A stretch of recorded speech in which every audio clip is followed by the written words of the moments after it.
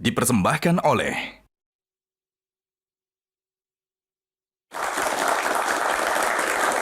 Karena sekarang kalau semua orang juga pada akhirnya bisa semudah itu membuat sesuatu yang viral, Kak Novita, dari pandangan Kak Novita secara psikologi begitu ya, dampaknya apa jika memang yang berbau viral ini akhirnya ada yang memang membantu sebuah penanganan kasus, tapi juga ada yang kemudian tidak produktif. Menurut Anda gimana? Mumpung ada Pak Menteri. Sangat. Ini mungkin yang baru-baru saja, ini kita ambil aja kasus gitu ya. Misalnya film yang sekarang lagi naik daun ya dengan rating 98,5, sangat tinggi sekali, yang dibungkus dengan bentuk horor gitu dari poster-posternya. Tapi saya melihat bahwa netizen akhirnya melakukan investigasi sendiri.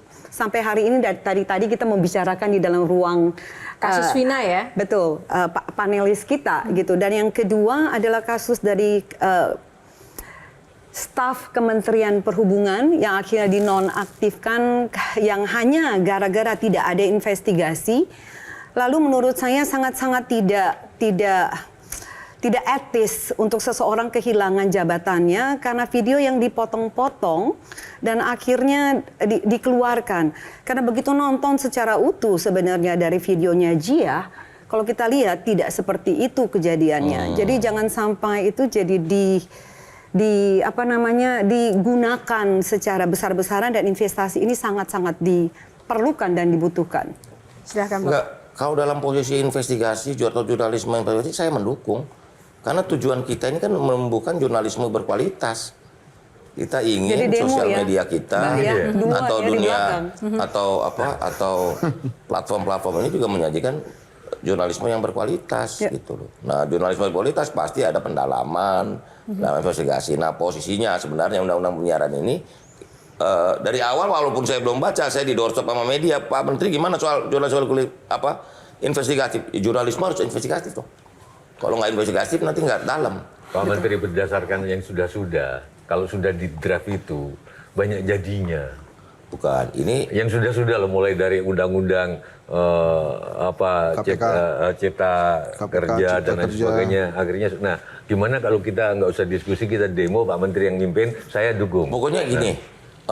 Kalau soal itu ya pasti nanti dengan cara saya akan komunikasi, karena ini sebenarnya saya udah tahu latar belakang ini siapa yang minta undang-undang penyiaran ini. Nah itu. Ya. Artinya siapa itu satu orang lembaga berarti DPR. Lembaga atau bukan. Dunia usaha. Ini Komisi Penyiaran Indonesia. Oke. Yang merasa perlu bisa menjangkau penyiaran di media yang lain. Tidak hanya di media konvensional gitu.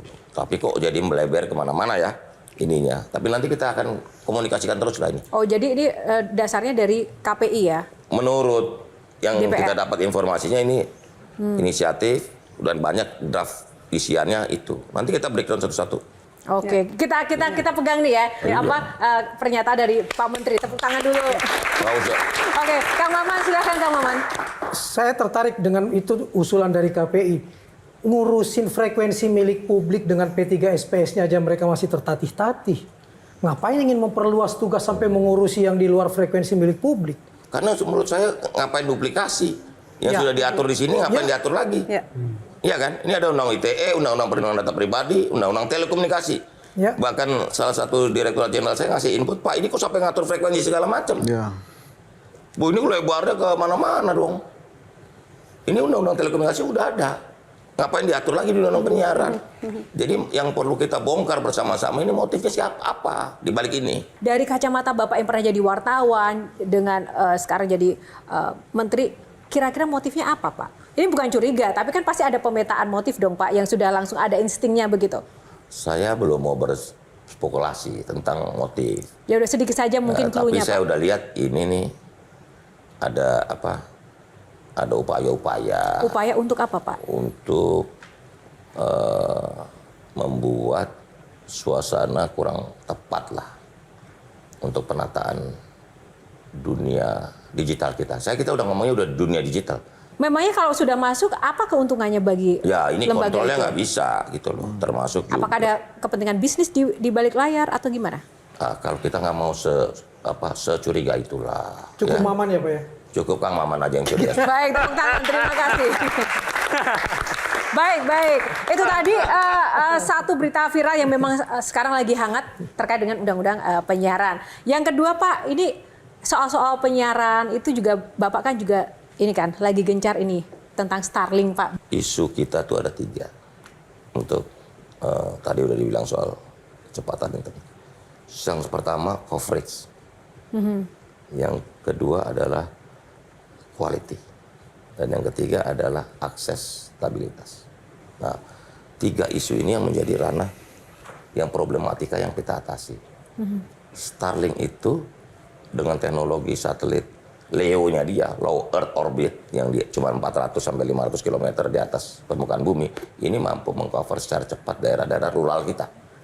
Secara regulasi memang dia sudah memenuhi semua persyaratan yang kita tentang uji layak operasi, izin perusahaan, karena mereka beroperasi dengan nama PT Starlink Service Indonesia. Artinya entitasnya di Indonesia, cuman maksud saya nggak sekedar entitasnya perusahaan Indonesia. Iya dong. Pemerintah nggak boleh lepas tangan. Saya nggak mau Starlink ini kayak OTT, over the top. Yang terlambat kita atur kayak Netflix, Disney gitu loh. Disney Plus, OTT juga harus kita atur suatu hari. Karena pajaknya gimana? Masyarakat gimana? Tiba-tiba dia pelanggannya 1 juta di Indonesia. Cuma dia campur-campurin jadi pelanggan negara lain. Kita cuma 100.000. Terus kita kontrolnya gimana? Pemerintah. Supaya kita tidak kalah. Supaya kita tidak kalah dengan Elon Musk, apa yang akan dilakukan pemerintah, Pak? Enggak, kalau kita strict ke semangat level of playing field-nya sama. Kita nggak memberi karpet merah dalam pengertian dia dapat, yang lain nggak dapat. Nah, Kalau yang lain dapat, kalau yang lain dikenakan PPN, PPH, dia juga harus kena PPN, PPH. Jadi setelah kita kaji, ini akhirnya soal tata niaganya. Bayangin, ada satu isu, saya udah dikasih datanya, nanti saya akan tanyakan. Kenapa Starlink ini ada isu ya, dumping. Misalnya layanan kita yang dijual 700.000 sebulan itu, di Amerika $120. Artinya dijual lebih murah dibanding Kita. yang dijual di Amerika. Amerika. di Amerika. Artinya itu apa Pak? Nanti dulu alatnya, kalau yang di luar negeri di Amerika belinya 1.200, di kita cuma 7 juta. $400. Artinya apa itu? Dumping kan?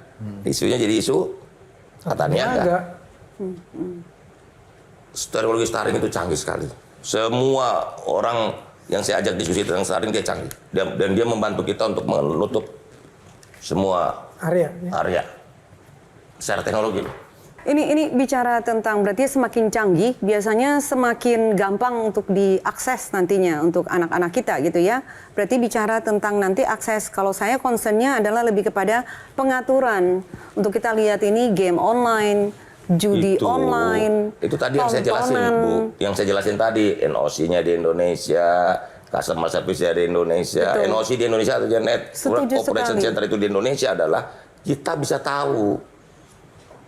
Kan misalnya ada pelanggan 1 juta, ini pelanggan ini ada nggak yang main judi online? Ada nggak yang mengakses pornografi dan sebagainya? Begitu. Kalau nggak ada NOC di Indonesia, kita nggak bisa kontrol.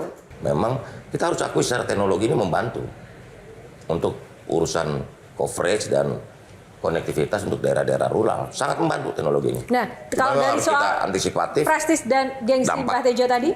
Ya kita usahakan lah. Yang pasti kita apa perlu pakai baju Bali juga terserah aja. Iya, kalau dia pakai celana pendek juga, Pak. Kita juga mau menyesuaikan gitu. Oke, baik, terima kasih. Good point. Ini kalau budayawan memang harus ada ini ya, Iya. pride budaya kita juga Nggak, bukan harus. cuma budaya. Enggak, aku enggak rela. Aku enggak saya sebut pakai jas lengkap, pakai rencana. Dia pakai kaos t-shirt. Mbak Tejo memaknainya apa? Tidak. Ngemis-ngemis banget kita, gitu loh. Inferiority-nya Apa? keras. Inferior. Kita jual penduduk banyak.